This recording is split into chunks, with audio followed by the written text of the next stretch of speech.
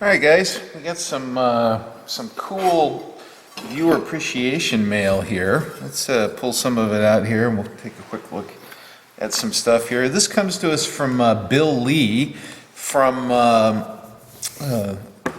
Lummi Island, Washington. And Bill was he worked as an instrument maker, and he collects tools like the rest of us, which is kind of cool. And anyway, he wrote in and decided he wanted to send some stuff into the show, and I said, well, okay, great, send away. And anyway, this is a little bit of what he sent. Let's look. These are just drill stands here. This is a small set that goes from 1/16 to 3/8. That's the smaller range. And then this is a cast zinc, which is pretty cool because they used to make some very, very decorative ones of these, and this one can mount on the wall too, which is kind of neat. And this is number drills here from 1 to 60, and so that one's got a little bit of weight. This is a sheet metal here. And this is Great Lakes Pressed Steel. Great Lakes Pressed Steel Corporation. Let's see, is there a maker on that one? No, maybe. This sort of looks like a General. I'm not sure though. Okay. Anyway, those are those. And then I got a couple of ring gauges here, and it's funny because I was getting ready to buy one of these darn things, and you use these to actually, you know what? I'm going to drag one out, and we'll show how to use one of these. So we have two sizes here: 1 inch, which is actually really useful, and well, they're both really useful. And these are class XX ring gauges here, which means that they're, what is class XX? You know what? I can't remember what class XX is, but it's a tight tolerance. I want to say that these are probably at least 50 millionths, if not better than that. So, and this one's 15 millimeter, and these are, you probably can't see it very well, but the ID is lapped very, very smooth and high finish. So you know what? Let me go grab I have a ID mic that we can calibrate on that. So let me grab that real quick.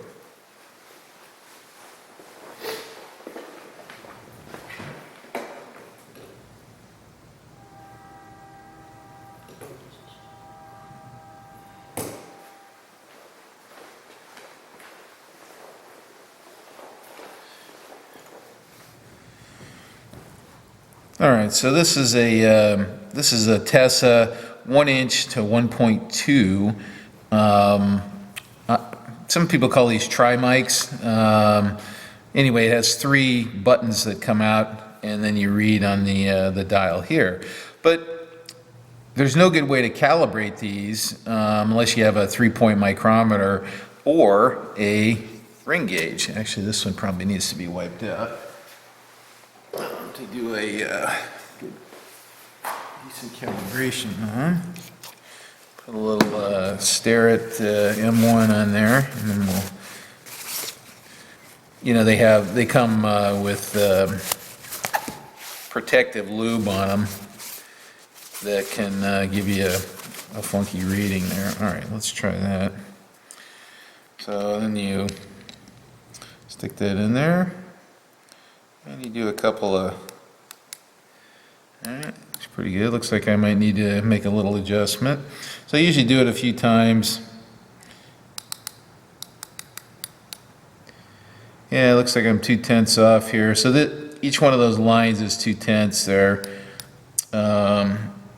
Yeah, about 2/10 off. But I can make a little adjustment on that pretty easily. So, but see, I didn't have one of these, so I needed one. So Bill, thanks very much. That's pretty awesome. And you know, they don't give these things away, and I appreciate you sending that into the show. So that's pretty awesome. Okay, let's move on to the next thing here. Okay, so this next one from Bill Lee, the cool Bill Lee package here, is this guy here. Actually, I'll spin it around so you can read the name there. This is a Carl Zeiss, made in Germany, and I thought this was called a indicating micrometer, but I was wrong. This is a indicating snap gauge is what this is, and I was corrected on that. So let's pop it out and let's take a look at it. Let's set the box aside here. And so what's going on here, this is pretty cool. You've got two anvils here, and they're carbide faced, okay? And then this post here helps keep the measuring object centered between those, okay? And then we have a basically kind of a dial indicator there. I'm going to push the button a little bit so you can see the needle move. Hopefully you can see the needle move, okay? And now this one's a little gummy here. It needs to be cleaned. I'll probably send it to my buddy Mark over at MR Tool Repair, okay, and have him take a look at it. And then it has this is a locking deal here, and then it has an adjustment to move the anvil in and out. Okay, so the way you use this guy, so if you have a whole bunch of parts to measure, or, you know, as part of a process here, you can measure a difference from some nominal thing, you know, plus, is it plus that way? Which way is plus on this here? Oh, yeah, this side's plus and minus. So there's the little plus there, you can barely see it. So relative difference between a nominal size, okay? So what we'll do, let's go ahead and set it, and we'll try it out here and see how it works. So I got a little stack of gauge blocks here, and I'm just going to carefully slip them in between. And let's see, you know what? I got to turn this around, guys. I can't do it upside down.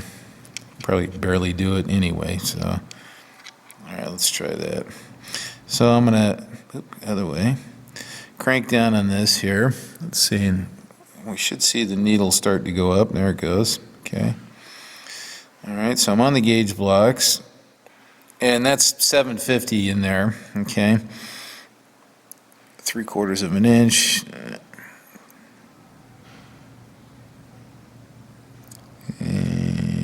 Right about there. Okay, that'll be close enough for demo.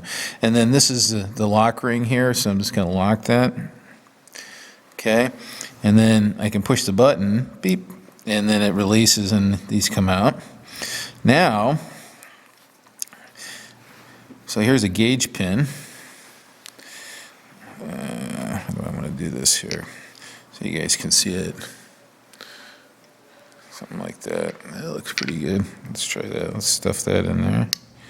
Okay, and you can see that that's a little bit under, according to this. 4/10, is that what I see? Actually, you know what? I think you're supposed to push the button. All right, let me just do it this way here. This feels better, and you guys can see it. So I'll push the button, retract, come back on it. Okay. All right, so I'm seeing 4 or 5/10 under on that. Okay. We got an end mill shank here. That's 1 under. Okay. And then I got another end mill. I just grabbed some stuff that had a 3/4 shank. And that one is 1.1 thousandths. So it's a little over a thou undersize. Okay, 1.1 thousandths undersize. Okay, and then we can go back on our gauge block and verify our 0. And our 0 looks pretty good. Okay, so that's an indicating snap gauge. So Bill, thanks very much. That's pretty cool. Carl Zeiss.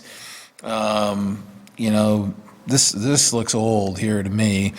I have actually no idea how old this is. It's got these pegs sticking out here. I don't quite know what those are for. Maybe it's so it sits on the bench better or something. I don't know. But it's kind of neat because you can adjust it for different sizes, right? So this can go all the way down to 0 and all the way up to 3/4. So we're at the wide end of its measuring range. So actually, let's give that a go here. Let's loosen the locking screw. And yeah, so it's got a lot of travel, okay? So this would be neat if you had, you know, anything from 0 to 3/4, and you had a whole bunch of them that you had to measure or gauge, and yeah, that's kind of neat. I didn't realize it went to 0 at first glance. It's kind of dirty. It needs to be cleaned. It's got that I'm full of dust feel to it. Okay, so I could actually measure some really small stuff in there too. So anyway, indicating snap gauge. So pretty cool. Thanks, Bill. Appreciate you sending that in. That's pretty neat piece of history there.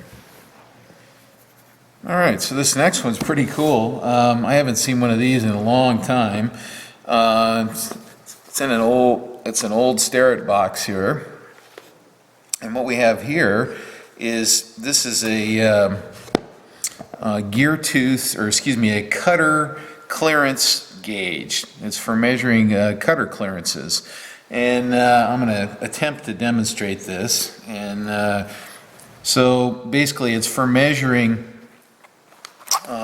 It's for measuring the back clearance here on the tooth. Okay, and let's see if I can endeavor to operate this. Okay.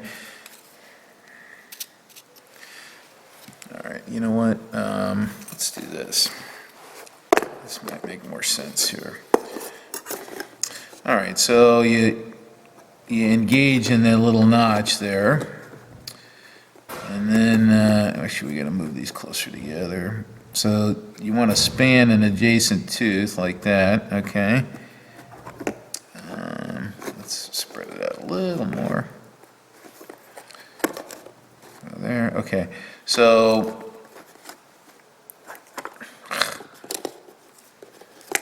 need 3 hands here. Okay, so I'm hooked here. I'm sitting on this tooth here. Now I'm going to bring this one down and pivot it until it lays on that tooth there. Okay, so simple, right? All right.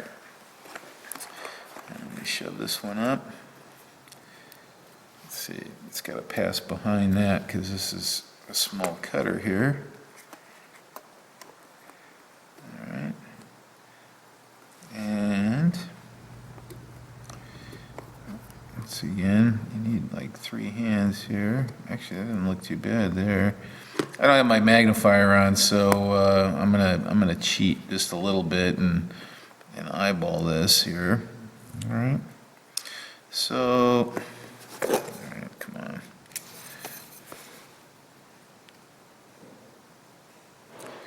Actually, that looks fairly reasonable to me from here with no magnifier. And then what we do is we'll read the clearance up here, and looks like about 4.5 degrees there, back clearance. Now there's 2 angles there, so actually no, this is one. So you got the there's a primary angle, and then there's this big angle here, which isn't as important. This is the one. You know what? That tooth is screwed up. That's why I should pick a different tooth here. It looks okay. That one looks better. See if I get the same thing here. These look a little better on this side. So it's a kind of a beater saw there. Now this would be more appropriate. Well, it'll work on this one too. Yeah, okay, 4 to 4.5 degrees. For bigger cutters, something like Adam's using big slotting saws, you know, and on his K&T. Okay, you can check the clearance on those guys, and you know, it's really mainly for guys these are actually pretty easy to sharpen here. Because it's just a single angle, it's not a helical, you know, it's just a straight cut, or straight grind, I should say. So if you're setting up, if you're resharpening these, you know, it's nice to have one of these that you can measure the clearance with. So, Bill, that's pretty cool. I don't have one of those, and now I do. That's kind of neat, and I appreciate you sending that. And who doesn't like something in a black velvet Starrett box? I mean, come on, that's pretty awesome. Thank you, sir. All right, this next one's kind of interesting. And once again, who doesn't like something that comes in a Starrett wood box, right? Box joint. What we have here is kind of a unique instrument here. This is a vibrometer made by Starrett, and let's see if we can kind of demonstrate this thing. What we have, this is for measuring the amplitude of vibrations, okay? And so you got a mass up here, all right? And those of you that have taken calculus in school, this is, one of the classic calculus problems is, you got weights on springs and things like that. Well, we got a spring here, there's the spring, and we got a weight. This thing's actually pretty heavy. It's probably 1.5 pounds or maybe even more. And then we have an indicator stylus, okay? So, well, it's not going to work on carpet, Tom. Okay, so what do we got here? All right, let's try this. We'll put it on this metal plate here, and I'll set it down. Okay, so it's preloading the indicator a turn, and oh, okay, I can't turn that. I didn't think I could reach in there and turn that. That's going to be hard to. Let's see if I can get it zeroed here. All right, that's pretty good. So, well, I'm not gonna fuss with it too much. So, you could use this to analyze vibration for an engine or maybe an electric motor or a pump or something like that. You'd put this on a flat surface and then monitor. So your engine's running, blah, blah, blah, blah, blah, blah, blah, right? And you're measuring the amplitude of this vibration, right? Although I'm not doing a very good job vibrating here. So, this thing might be throbbing like this, blah, blah, blah, blah, blah, blah, blah, blah, a diesel or something, right?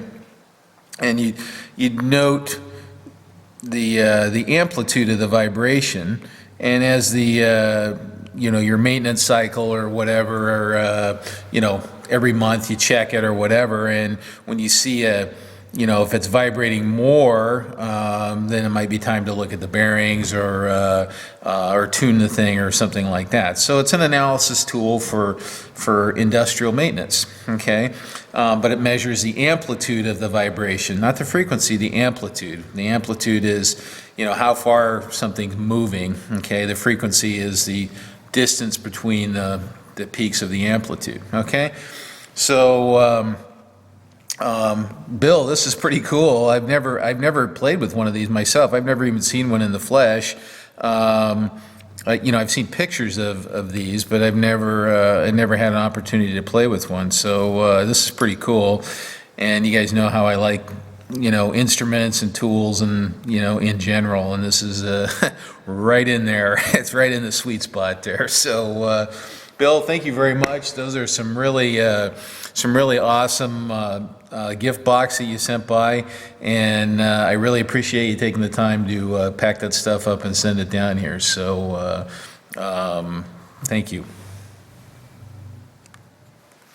All right, so this next one here, this one comes all the way from Germany, and there's the deal, and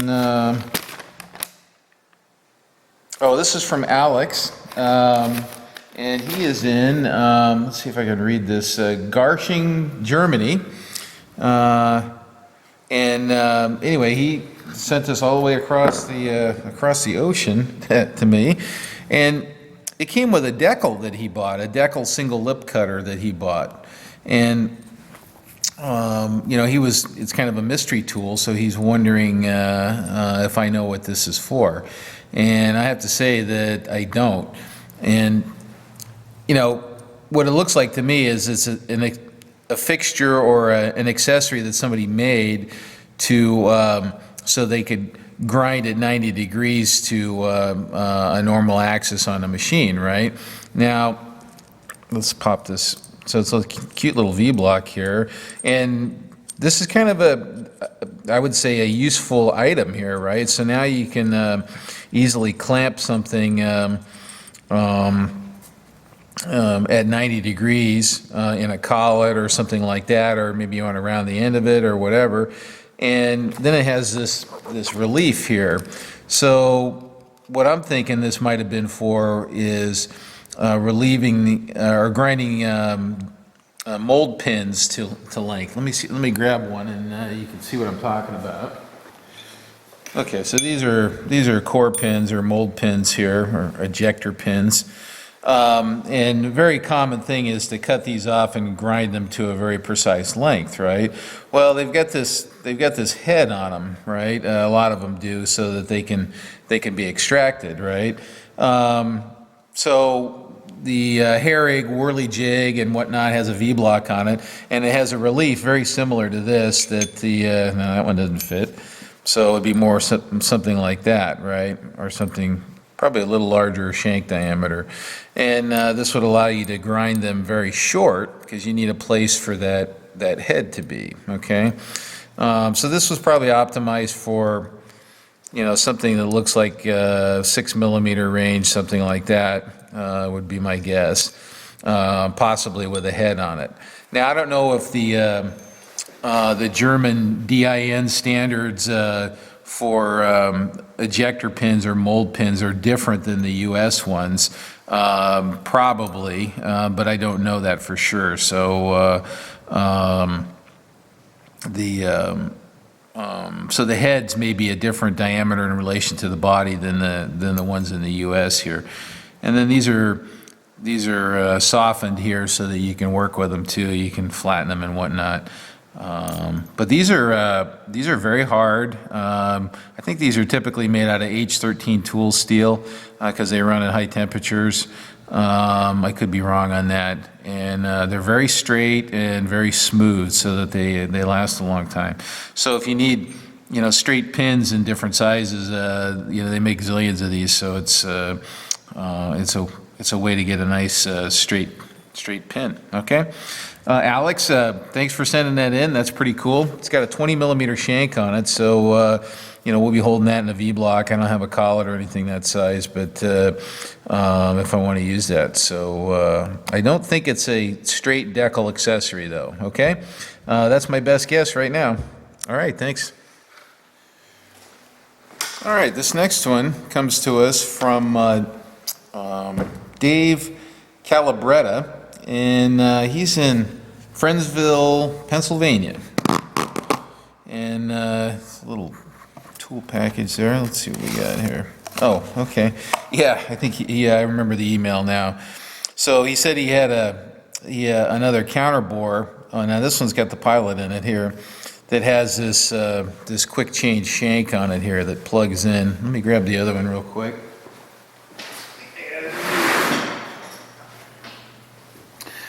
So this is the other one that somebody sent in recently, and this is the holder for it here, and you can see they come in different sizes, right?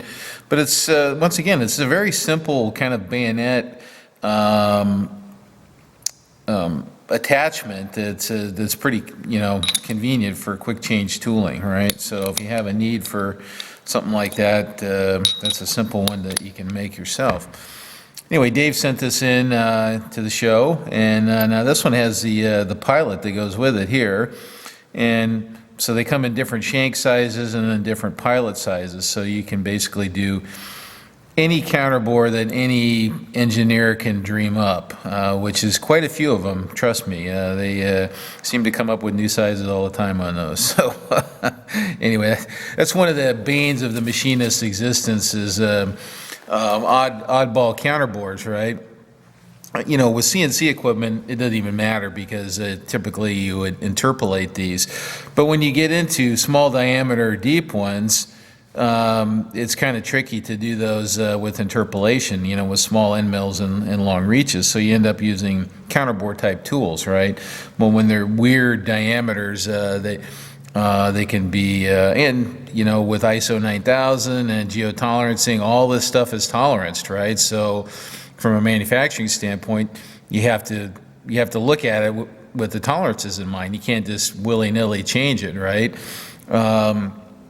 to suit your tooling or whatever. So I've seen a lot of heartache over counterbore diameters, and a lot of times when you talk to the designer or the engineer, they go, "Oh, that doesn't matter. It's just for a 1/4-inch socket head cap screw," and you go, "Ugh."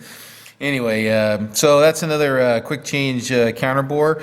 I don't have a shank for that size there though. So anyway, Dave, thanks for sending that into the show. Appreciate it. This one's nice and sharp here. Now I could still use this, because I can grab this in a collet or a chuck or something like that, and go to town with that. So that's made by Eclipse. Oh, okay, 1/2 inch. Oh, okay. So it's a 1/2 inch diameter. I don't know. It's a 1/4 inch pivot or something like that, or a 1/4 inch pilot. So, okay. Thanks, Dave.